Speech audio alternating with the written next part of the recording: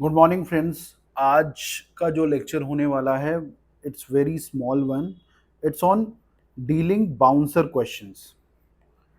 तो आपके जो एग्ज़ाम में मेंस एग्ज़ाम होता है उसमें आप देखते हो कि काफ़ी हद तक तो क्वेश्चंस आपके पढ़े हुए आते हैं, प्रेडिक्टेबल आते हैं, बट हर साल 2 से 3 क्वेश्चन ऐसे आते हैं जो बाउंसर से लगते हैं आपको, जिनके बारे में आपको इन्फॉर्मेशन नहीं होता। तो ऐसे क्वेश्चंस को कैसे टैकल करना है, क्या लिख के आना है, वो हम इस लेक्चर में डिस्कस करेंगे। ठीक है? तो उससे पहले हम शुरू करें, उससे पहले हम समझते हैं बाउंसर क्वेश्चंस क्या हैं। देखो, बाउंसर क्वेश्चन जो हैं इसको आप दो तरीके से समझ सकते हो। एक है नेवर हर्ड ऑफ। आपने उसके बारे में, क्वेश्चन के बारे में कभी सुना ही नहीं है, यानी कुछ ऐसी चीज पूछ ली जिसके बारे में आपको, छोड़िए मतलब कंटेंट तो छोड़िए, नाम भी नहीं आपने सुना है, तो ये हो गया नेवर हर्ड ऑफ कैटेगरी। दूसरा है आपने सुना है, पार्शियली सुना है, partially heard of, partially heard of. और तीसरा है जहां पर आप कंटेंट भूल गए हो या आपको कंटेंट नहीं आता है। तो ये 3 कैटेगरी के आपको बाउंसर सवाल लग सकते हैं। ठीक है? तो कंटेंट जहां पर आप भूल गए हो उसको तो हम लास्ट में डील करते हैं। अब आ जाते हैं हम पहली कैटेगरी में कि never heard of. Never heard of questions भी आते हैं, जैसे अगर आपको याद हो तो पीसीएस में एक क्वेश्चन आया था आपका साइबर डोम पे, यूपीएससी में एक क्वेश्चन आया था एलिलोपैथी पे। ठीक है? या आपको जैसे अगर आपको डेमोग्राफिक विंटर आया, ट्विस्टर आया यूपीएससी में, तो ये सारे क्वेश्चंस क्या होते हैं ना, आपने सुने नहीं होते हैं, या आपने कहीं अपने जो रेगुलर स्टैंडर्ड सोर्सेज हैं जो हम रेफर करते हैं, ठीक है, उसमें आपके कभी नज़र से भी नहीं गुजरा होता। ऐसे को हम कहते हैं नेवर हर्ड ऑफ। अब ऐसे क्वेश्चंस में हम क्या करते हैं भाई, तो पहले हम ऐसे क्वेश्चंस में देखते हैं कि जो कीवर्ड यूज किया गया है, ठीक है, कीवर्ड जो यूज किया गया है उसके नाम से आपको कुछ अंदाजा लग रहा है क्या, कि अगर जैसे कुछ नाम पूछा गया उसके नाम से आप कुछ गेस कर पा रहे हो। जैसे अगर यहां पर मैं कहता हूं, दो चीजें लेता हूं, एक मैंने लिया डेमोग्राफिक विंटर और एक मैंने लिया आपका एलिलोपैथी। ठीक है? तो ये दो मैंने कीवर्ड आपके सवाल में, आपके कीवर्ड हैं और दोनों आपको नहीं सुने आपने, बिल्कुल सही बात है। बट क्या नाम से आप कुछ गेस कर पा रहे हो क्या? तो नाम से अगर मैं देखता हूं ना, तो एलिलोपैथी में तो भाई मुझे कुछ भी नहीं समझ में आ रहा, बट डीमोग्राफिक विंटर में मेरे को ये लग रहा है, डीमोग्राफिक तो समथिंग रिलेटेड टू पॉपुलेशन है, ये मुझे कंफर्म पता है। अब पॉपुलेशन में विंटर आ रहा है, अब पॉपुलेशन में विंटर आ रहा है तो विंटर एक तरह से आप कह रहे हो कि ठहराव, जिसको हम कहते हैं ना, नाम से कुछ कुछ अंदाजा लग रहा है। तो पॉपुलेशन में विंटर, तो मुझे हो सकता है कि ये हो सकता है कि पॉपुलेशन डिक्रीज कर रही है, इसको कह सकता है। या ये कह रहा हो कि भाई आज की डेट में ना डीमोग्राफिक विंटर, इसमें ये भी हो सकता है कि आपका टीएफआर वगैरह कम हो रहा है बहुत ज्यादा। ठीक है? ऐसा कुछ रिलेटेड मेरे को गेस हो रहा है कि नाम से कुछ कुछ तो गेस हो जा रहा है, क्योंकि डीमोग्राफिक तो मैं कंफर्म हूं पॉपुलेशन से रिलेटेड है। तो इन दो कैटेगरी में क्या करना है, एलिलोपैथी वाला क्वेश्चन तो भाई साहब पूरा छोड़ देना है, उसमें कुछ भी नहीं लिखना है। क्यों? क्योंकि आपको ना नाम से अंदाजा है ना किसी चीज से अंदाजा है, तो आप लिखोगे क्या? ठीक है? कुछ भी लिखोगे वो बेकार है। आपको जब अंदाजा ही नहीं लग रहा है तो ये क्वेश्चन तो आपके लिए बेकार हो गया। आप वो क्वेश्चन छोड़ के आओ, कोई भी दिक्कत नहीं है। ऐसा नहीं है कि भाई लोग कहते हैं 20 के 20 क्वेश्चन करना है तो आपने इसमें कुछ ना कुछ भर के आना है। जब नाम ही नहीं पता चल रहा है किसी चीज से तो भरोगे क्या? तो ऐसे क्वेश्चंस को तो लीव कंप्लीटली। ठीक है? आ जाते हैं हम डेमोग्राफिक विंटर टाइप वाले क्वेश्चन में। अब मैं अंदाजा लगा रहा हूं नाम से कि भाई ये हो सकता है, but I am not sure, मुझे श्योरिटी नहीं है कि जो मैं सोच रहा हूं वही है, हो सकता है अलग भी हो सकता है। तो ऐसे क्वेश्चन में अगर मैं, जैसे मान लीजिए 12 नंबर का क्वेश्चन है, तो मैं अगर 200 के 200 वर्ड लिखूंगा ना तो मैं बेवकूफ़ी कर रहा हूँ। क्यों? क्योंकि मुझे खुद भी नहीं पता कि क्या है, और अगर मैं उसमें सारे के सारे वर्ड्स और फुल ऑन लिखने की कोशिश करूंगा तो अगर गलत हो गया तो मुझे उन 200 वर्ड लिखने के बाद 0 नंबर मिलेंगे। तो आप सोच रहे हो, तो जहां पर आपको नाम पता है, यानी कि सम गेस कैन बी मेड, तो ऐसे में आपको क्या करना है, पहली बात तो ऐसे क्वेश्चन आपको आखिरी में करने होते हैं, ठीक है। तो ये बाउंसर क्वेश्चंस जो हैं लास्ट में अटेम्प्ट किए जाते हैं, बीच में अटेम्प्ट नहीं किए जाते। तो लास्ट में आपने देखा आपके पास 6 मिनट है और आपको ये क्वेश्चन कंप्लीट करना है। मैं एक हाइपोथेटिकल सिचुएशन बता रहा हूं, तो इस 6 मिनट के हिसाब से आप वर्ड भरोगे, ठीक है। अभी यहीं पर हमारे पास मान लो 2 क्वेश्चन बचे होते हैं और हमारे पास टोटल 12 मिनट बचे हैं, तो भाई हम 5 मिनट 6 मिनट जो भी हमारा रेशियो बनता है पर क्वेश्चन का, उस हिसाब से हम यूज करेंगे। अब डेमोग्राफिक विंटर में मैंने अंदाजा लगाया था, या फिर टीएफआर से हो सकता है या डेथ रेट से हो सकता है, ठीक है, या पॉपुलेशन की स्टैग्नेंसी से हो सकता है, जैसे जापान वगैरह में आ रहा है, ठीक है, या क्या हो सकता है, यूथ पॉपुलेशन धीरे धीरे अब कम की ओर जा रही है, ठीक है, डिक्रीज हो रही है, ठीक है, इसको भी कहा जा सकता है। तो मैंने अंदाजा लगाया कि भाई ये कुछ हो सकते हैं डेमोग्राफिक विंटर। तो मैं क्या करूंगा ना, किसी एक चीज पे नहीं लिखूंगा। क्यों? मैंने सिर्फ टीएफआर पे लिख दिया ना, तो फिर हो सकता है टीएफआर गलत हो जाए और पूरा आंसर गलत हो जाए। तो मैं क्या करूंगा ना, जो भी मेरे प्रोबेबल ऑप्शंस हैं उनको मैं थोड़ा थोड़ा लिखूंगा, और ऐसे लिखूंगा कि उसको मैं ये नहीं कहूंगा कि demographic winter means TFR is decreasing. मैं लिखूंगा ये कि demographic winter is a trend which is being observed on seeing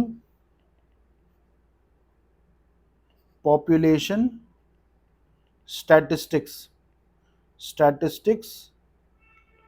of developed and developing countries।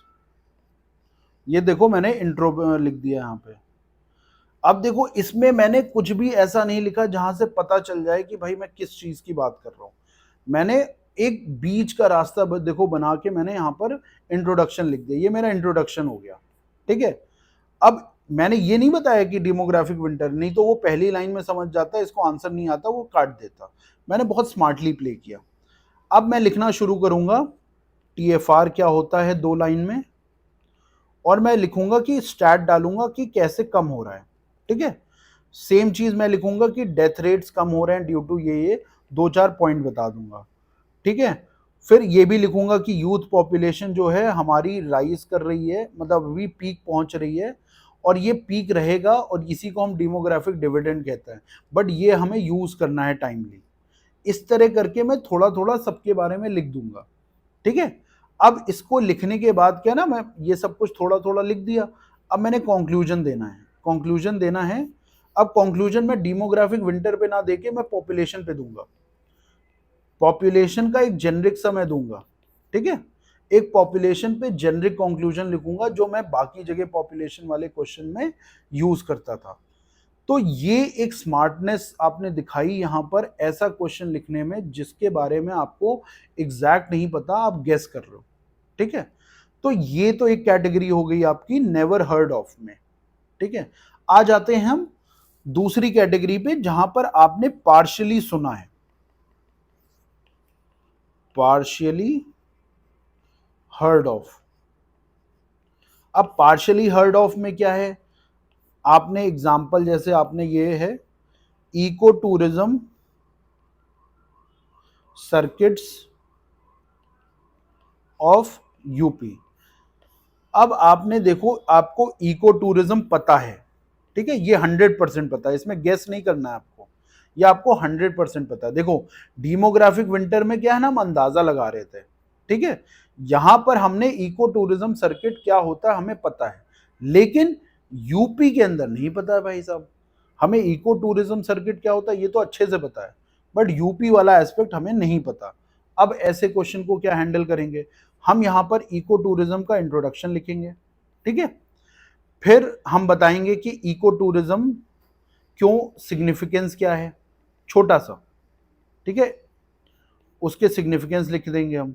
फिर हम क्या करते हैं, सर्किट्स बताते हैं। सर्किट्स कैसे, इको टूरिज्म मुझे पता है क्या होता है, तो obviously it has to deal with wildlife sanctuaries and national parks. तो मैं अंदाजा लगाऊंगा कि भाई जो इको टूरिज्म सर्किट आपके बनेंगे कहीं ना कहीं इन्हीं के अराउंड बनेंगे, ठीक है। ऐसा तो है नहीं कि वो शहरों में बनाए जाएंगे।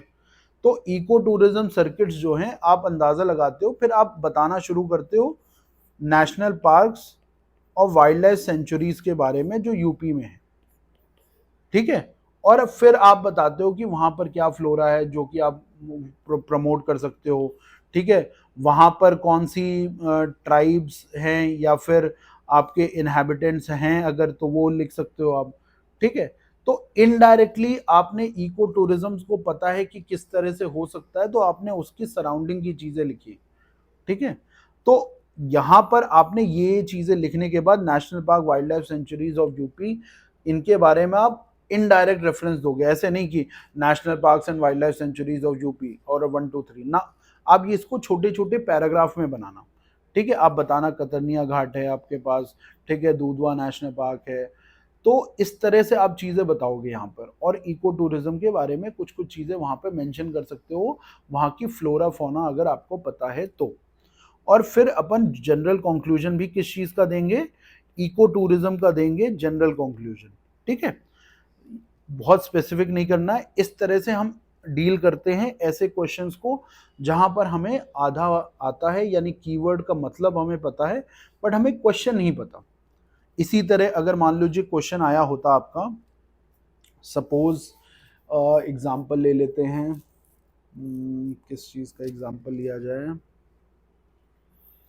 सपोज मिलेट्स, ठीक है, मिलेट्स रिवाइटलाइजेशन प्रोग्राम।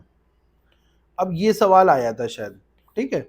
अब भाई अपने को ये प्रोग्राम तो नहीं पता, ठीक है। इसी के साथ एक और ले लेते हैं, मान लो आपको ई व्हीकल जो प्रमोशन पॉलिसी है उसके बारे में मान लो सवाल आता है। अब आपको ये दोनों, आपको अंदाजा है यहां पर कि क्या होता है, लेकिन आपको एग्जैक्ट नहीं पता। सेम चीज मिलेट्स रिवाइटलाइजेशन, आपको अंदाजा है बट आपको एग्जैक्टली नहीं पता। ऐसे में क्या करना होता है, आप इंट्रोडक्शन लिखते हो मिलेट्स से, मिलेट्स के सिग्निफिकेंस से या मिलेट के किसी फैक्ट से लिख देते हो, ठीक है। आपने फैक्ट्स तो पढ़े होंगे GS3 में, तो आप वहां से कुछ फैक्ट उठा सकते हो और लिख सकते हो। नहीं तो सिंपल, बहुत ना समझ में आए कि भाई मिलेट प्रमोशन कैसे हो रहा है, एग्जाम्पल कोई भी स्कीम उठा के आप लिख सकते हो, ठीक है। तो अब यहां पर आप फिर मेंशन करते हो कि मिलेट्स के रिवाइटलाइजेशन प्रोग्राम में अंदाजा लगाओ क्या होगा। ऑब्वियसली सबसे पहले तो भाई आप इंसेंटिवाइज करोगे, है ना। ऐसा तो है नहीं कि आप मिलेट रिवाइटलाइजेशन में इंसेंटिवाइज करोगे फार्मर्स को लगाने के लिए और कंज्यूमर्स को खाने के लिए। दूसरा, आप किसी तरह का भाई मार्केट प्रोवाइड करोगे, मार्केट प्रोवाइड करोगे, ठीक है। फिर क्या है, स्टोरेज, सर्टिफिकेशन, लॉजिस्टिक्स, इसको भी प्रोवाइड करोगे ताकि भाई और भी चीजें उसकी वो करो। फिर आप किसी तरह की वैल्यू एडिशन की भी बात करोगे उसमें, जैसे फूड प्रोसेसिंग में होता है, ठीक है, वैल्यू एडिशन की भी बात करोगे। तो इस तरह, इसके अलावा आप क्या करोगे, क्वालिटी सीड्स, ठीक है, ये सारी चीजें। तो ये आप अंदाजा लगा रहे हो कि अगर मुझे मिलेट्स को रिवाइटलाइजेशन करना है तो आप अपना ब्रेन यूज करो कि क्या क्या करना चाहिए, तो उसी के अराउंड आप अपना आंसर बिल्डअप कर सकते हो जनरल बातें लिख कर। ऐसा नहीं है कि वो आपके पॉइंट्स गलत होंगे, बहुत स्मार्टली प्ले करो और उस चीज को मेंशन करके आगे बढ़ सकते हो। इसी तरह ई व्हीकल प्रमोशन पॉलिसी है, अगर भाई साहब ई व्हीकल प्रमोशन पॉलिसी है तो मुझे पता है ना कि क्या सवाल में उन्होंने इस पॉलिसी में क्या क्या बात करी होगी। ऑब्वियसली बात करी होगी उन्होंने चार्जिंग इंफ्रा की बात करी होगी, ठीक है, उन्होंने सब्सिडीज की बात करी होगी, लोगों के लिए और कंपनीज के लिए। फिर लॉजिस्टिक्स पे बात करी होगी, ठीक है। फिर क्लस्टर डेवलपमेंट पे बात करी होगी। फिर टेक्नीशियंस की बात करी होगी कि भाई ई व्हीकल्स को भाई बनाएगा कौन, मतलब आपका खराब हो जाता है तो भाई आप रिपेयर कराने के लिए कहाँ जाओगे, तो you need a skill force which is able to repair that. तो इस तरह की मेरे को जनरल बातें पता है कि जिसके अराउंड ई व्हीकल प्रमोशन होगा, तो इन्हीं जनरल बातों को लिखकर हम अपना आंसर कंप्लीट कर सकते हैं। तो ये तो हो गया वहां पर जहां पर आपको उस क्वेश्चन के बारे में पार्शियली पता है, यानी कि कीवर्ड का आपको मतलब पता है और वहां से आप इसको खींच सकते हो, ठीक है।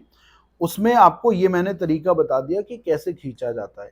इसमें इस तरह के क्वेश्चंस को आप पूरा कंप्लीट करके आओगे, ठीक है।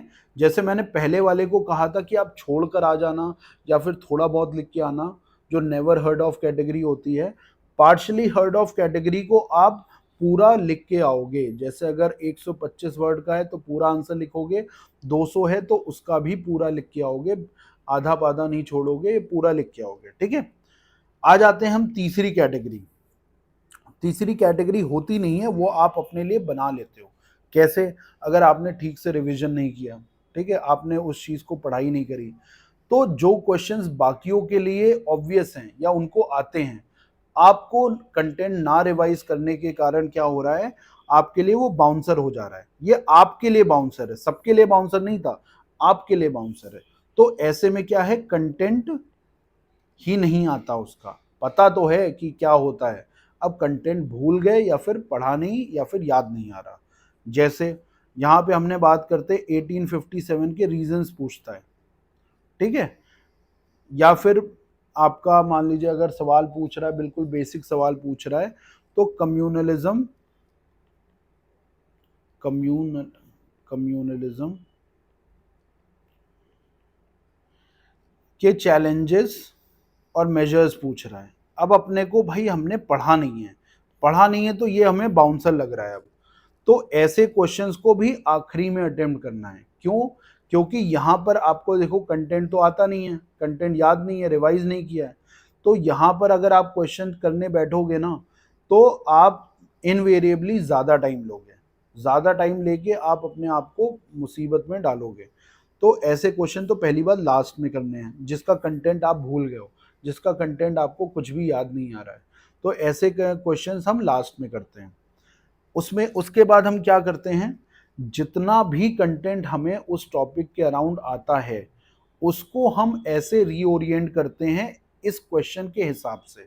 जैसे हमें 1857 के सपोज रीजंस पूछे गए, और मुझे 1857 रिवोल्ट के रीजंस तो नहीं याद हैं, बट मोटा मोटा मुझे पता है कि 1857 होता क्या था और 1857 में क्या क्या हुआ था, ये लगभग मुझे पता है। तो मैंने एक सिंपल इंट्रोडक्शन डाला, सिंपल इंट्रोडक्शन 1857 का डाला, ठीक है। फिर मैं हेडिंग नहीं डालूंगा। देखो हेडिंग डालते ही क्या होगा, आपसे डिमांड की जाएगी कि आप पॉइंट बाय पॉइंट उसको बताओ कि क्या क्या रीजंस थे, और मुझे पॉइंट बाय पॉइंट तो आते नहीं है क्योंकि याद तो है नहीं मुझे।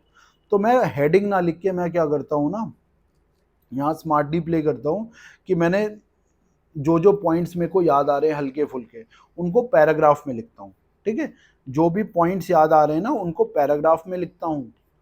ये पैराग्राफ अप्रोच में क्या होता है ना, जगह थोड़ी ज़्यादा भर जाती है आपकी, और आप क्या है ना, एक ही पॉइंट को ज़्यादा देर तक उसको समझा सकते हो।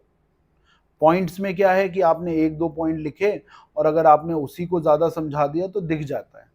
तो ऐसे में क्या है, पैराग्राफ बनाने में आसानी हो जाती है, आपको बेटर लगेगा। और फिर क्या है कि आप उसमें, जब मैं आपसे कहता हूं कि क्वेश्चन में आपको 70% डिमांड लिखनी होती है जो ऑलरेडी आपसे पूछा गया है, और 30% आपको इम्प्लिसिट चीज़ें लिखनी होती हैं। तो यहाँ ऐसे क्वेश्चंस में क्या हो जाता है, 40% आप डिमांड की चीज़ लिख दो, 60% इम्प्लिसिट चीज़ लिख दो, ठीक है। बट जो भी डिमांड वाली चीज आपको याद आ रही है ना, उसको अंडरलाइन कर देना, ताकि उसको बताना कि भाई देख मैंने यहाँ पर लिखा है, ऐसा नहीं है कि मुझे बिल्कुल भी नहीं आता है।